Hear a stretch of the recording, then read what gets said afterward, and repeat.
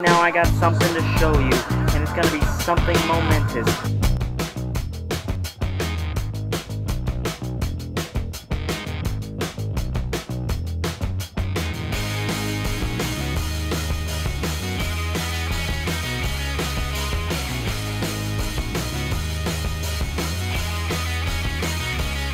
Hello everyone, I hope you all had a great Halloween. I hope you had a great time. The Excellent Reviewer, that is me, is back, and I'm here to share something personal with you, and I'm going to be sharing with you who I think are in the top 10 list of my favorite professional wrestlers. Now, I'm just going to be, just because I know this is people are like, oh, so-and-so's not on the list, and so-and-so's not on the list. Well, I just keep in mind these are my top 10 favorites, and not who I think are the best. These wrestlers are all phenomenal, but these are my personal favorites. So without further ado, my bad, let's get down to it right now. Glorious! No, I won't give in! Number 10, Seth Rollins. Now, what haven't I said about this guy other than the fact that he's just the future of this business? He's a phenomenal worker that has great matches with anyone and everybody. And one day he will be in the Hall of Fame for being one of the best wrestlers of all time. Probably currently in our generation, one of the best wrestlers of all time, without a question. Now, he was number 1 draft pick for the 2016 draft. He's been number 1 on my list for top 10 superstars of the current era. And I could name all of his accomplishments that he has achieved so far, but I've already done that in previous videos. And this man is the future, and one day he will shape the sport of professional wrestling. I won't give in till I'm victorious. Number 9, Shinsuke Nakamura. If you know you're in the channel, you're involved with the channel, then you should not be surprised that this man is on the list. I named my hamster after him. I made a costume after him. I've been watching every single one of his matches that I can get my hands on. There's a reason why he is the king of strong style. There's a reason why he's just so glorious. He captures everything on my list because he's just that great. I mean, in the 6 months he's been here in the WWE, he's beaten Kevin Owens, he's beaten Chris Jericho, he has beaten Austin Aries, he has beaten Sami Zayn, and he has captured the NXT Championship. And all of that stuff is not easy to accomplish within those 6 months. But he managed to find a way to do it, and he truly is a character with all his movements that he does. His moveset is incredible, and he has phenomenal matches with almost every single one. And I'm going to throw out a special match that he had, which I think is his best match that I have seen, which was Shinsuke Nakamura versus Hiroshi Tanahashi, G1 Climax of 2016. If you find it, if you have a chance to find it, go look it up. It is just a phenomenal match, and Shinsuke Nakamura's best match that I've ever seen. I will defend! Number 8, Triple H. The game. Time to play the game. Because Triple H is one of the best of all time. Now, before I knew he would bury WCW talent and bury a lot of people, I was just in love with Triple H. I mean, Triple H is truly one of the best wrestlers of all time, one of the most hardworking, too. If it wasn't for Triple H, we wouldn't have NXT. The way that it is now, we wouldn't have that. Triple H is one of the best in the ring. I remember when I first got exposed to the glorious business of professional wrestling, I saw a tape, and in that tape was somebody I can't even remember. And who was his opponent? The Game, Triple H. So Triple H is one of the best with an incredible moveset and just passion for the business, Triple H will always go down as one of the all-time greats and one of my favorites of all time. Number 7, Edge, the rated R superstar. I had to do that. He's one of the greatest that has ever been involved into the world of professional wrestling. I mean, there's a reason why he has held the most titles out of anyone. Over 31 titles. He has so many achievements. He's the only person to have ever won the King of the Ring tournament. The only person to have ever won the combined King of the Ring tournament, Royal Rumble, Money in the Bank ladder match, Elimination Chamber, and he also competed in 2 Elimination Chambers at the same time, in the same night. So he has a long list of accomplishments, and he's deserved it because he's done a lot of great things. He's also really crazy, and I love that about him. He would do this thing with his eyes and get all, whenever anything wouldn't go his way and he wouldn't win the title. He's just doing phenomenal. He was great as a heel. He was great as a babyface. He was great all around. And when it came out of nowhere that he was going to have to retire, it just saddened so many people. But Edge truly is one of the best of all time, and that's why he's number 7 on this list. Number 6, John Cena. Yes, Mr. is one of my favorites on this list. Even though I can't really see him, and he's also buried people, but that's not the point. The point is he has over 15 world titles to his name. He is most likely going to tie Ric Flair's record. I mean, he's most likely going to do it. And maybe he'll break it. We're not going that far yet. But we do know that he is going to at least tie it at least one point in his career. He was another wrestler that I was first exposed to after Triple H. Everything with Triple H, when I first saw him, the next episode of SmackDown that I saw, John Cena was there. So John Cena is part of my introduction to professional wrestling. In 2004, I stuck with him. I believed in him. I believed in him so much because he would win 15 world titles. Even though John Cena rarely loses on TV and he's buried a couple people,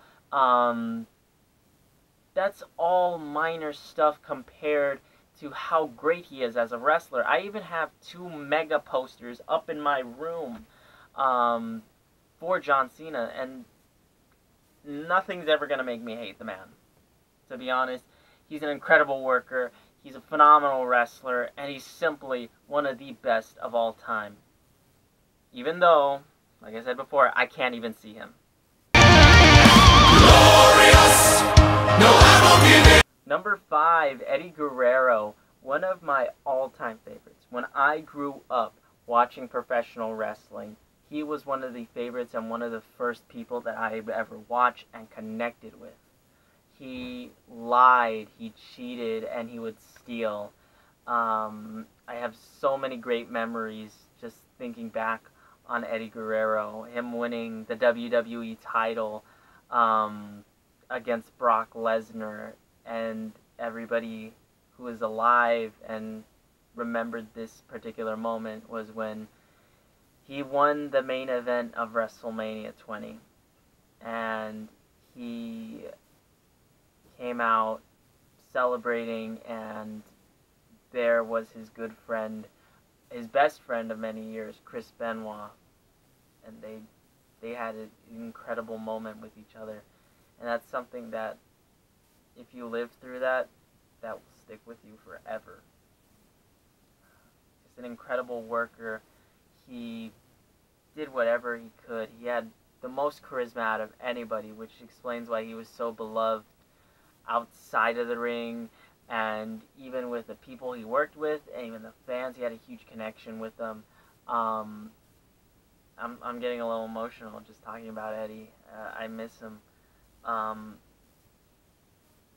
and he was just incredibly great with everybody, and such a hard worker, dedicated to his craft. Uh, Always funny. Eddie was always funny, and he was always great. Um, and that's why Eddie Guerrero is number 5 on this list. And Eddie, I miss you. We all miss you. We miss you, Eddie. I will give in till I'm victorious. Number 4, Shawn Michaels. Mr. WrestleMania. He's given that name, that nickname, and he has well deserved it. And is truly one of the best of all time. I mean, what can you say about Shawn Michaels that hasn't been said already? He's had phenomenal matches with just about every single person. He's wrestled anybody and everybody in the world of professional wrestling. And I gotta talk about this point, even though it's cliche to talk about it. We're gonna talk about his WrestleMania 25 match. Simply the best wrestling match that I have ever seen.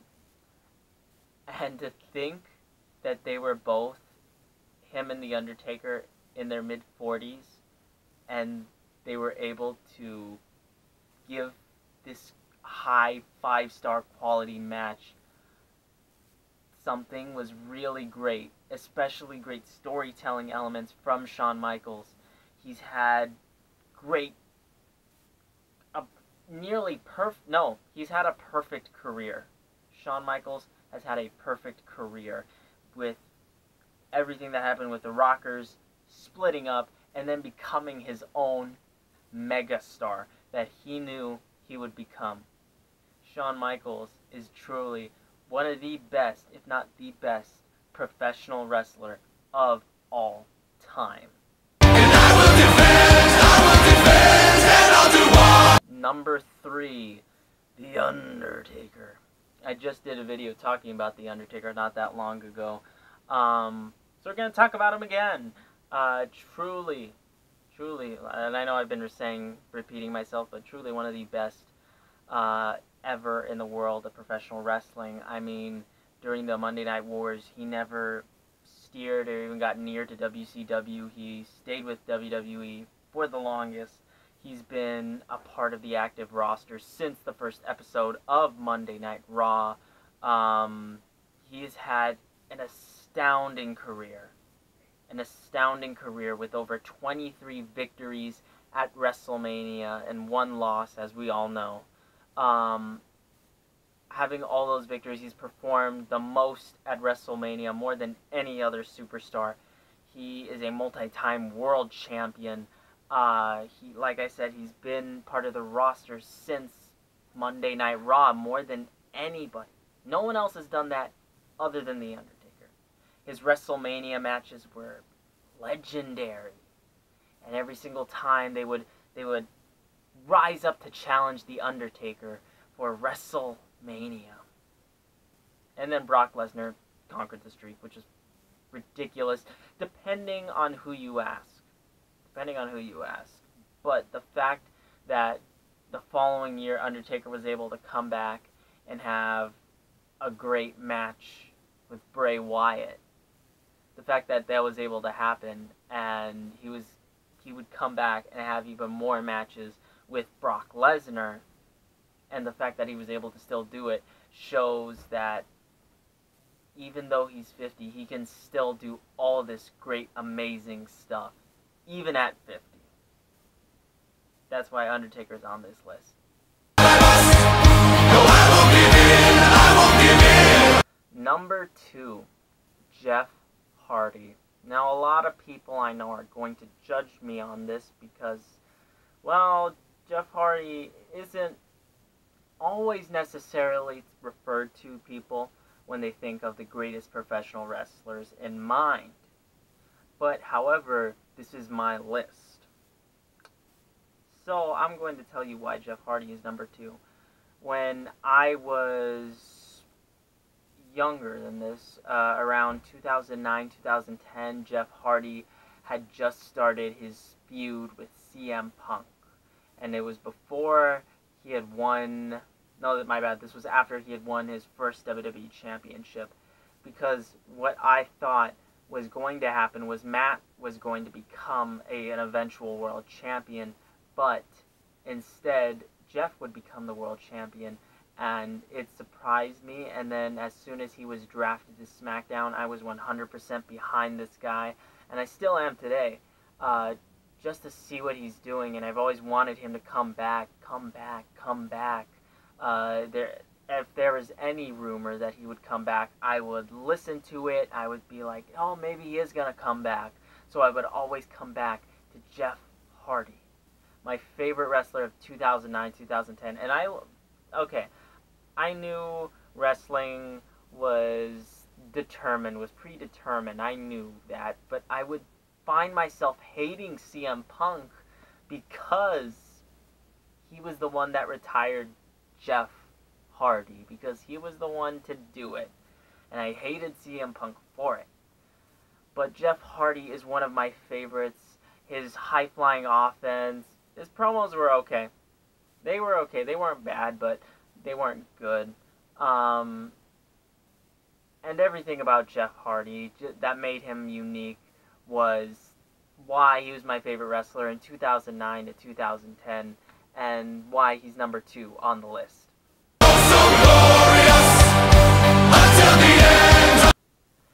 And my number 1 favorite professional wrestler of all time is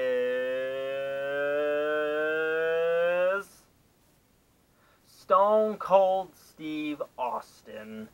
Yes, Stone Cold Steve Austin is my number 1. Originally, I had planned it for Jeff Hardy, but then I thought to myself, looking back, who is the one wrestler that I can relate to? Who is the one wrestler that has helped me the most? Who is the one wrestler that I will unconditionally love no matter what? And that is Stone Cold Steve Austin. Look, when I was in high school and I was being bullied and all this stuff, and I was trying to find out who I am, the one thing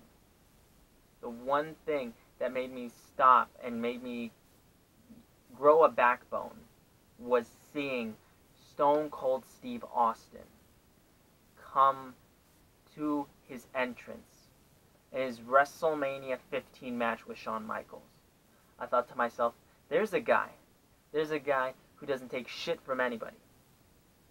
He just does what he wants. He's not going to let anybody stand up to him. And that's the mantra that I followed. Now, I don't go around stunning people, especially my directors. I don't stun them. But he inspired me to stand up for myself when I needed that. That I need to stand up for myself whenever I need to, because Stone Cold doesn't take any shit from anybody, so why should I? Stone Cold has been a huge inspiration in my life. Just hearing that glass shatter. And looking back, I have all these old wrestling tapes. And looking back on Steve Austin's career, he's had an extremely phenomenal career. And just hearing that glass shatter, and hearing the roar that everyone gave whenever Steve Austin would come into the arena, even if it was for 5 seconds, even if it was for a minute, everybody lost their minds when Stone Cold Steve Austin came out to the ramp, came out to the ring, and opened up a can of whoop ass. And that is why he is number 1 on this list for top 10 favorite superstars of mine. Well, I hope you guys, the word I'm trying to say is that you followed through with this video, and I know it was long, but I had to state my reasons why each wrestler was on the list, and I just thank you for watching. That's what I have to do right now. I have to thank you for watching, because if it wasn't for you, I wouldn't be here right now doing this. And if you happen to agree with me or disagree with me, do me a favor, leave it in the comments section below, so I can know your opinion on this. You're going to want to do me a favor. You're going to want to hit that like button. You're going to want to hit that share button. And you're going to want to hit that subscribe button. If you want more wrestling-related content like this, also doing new stuff for the channel, talking about superheroes and stuff like that every single Saturday. So if you want to look that up, I will post the next episode of Superhero Saturday in this channel, so you can be aware of it when it comes.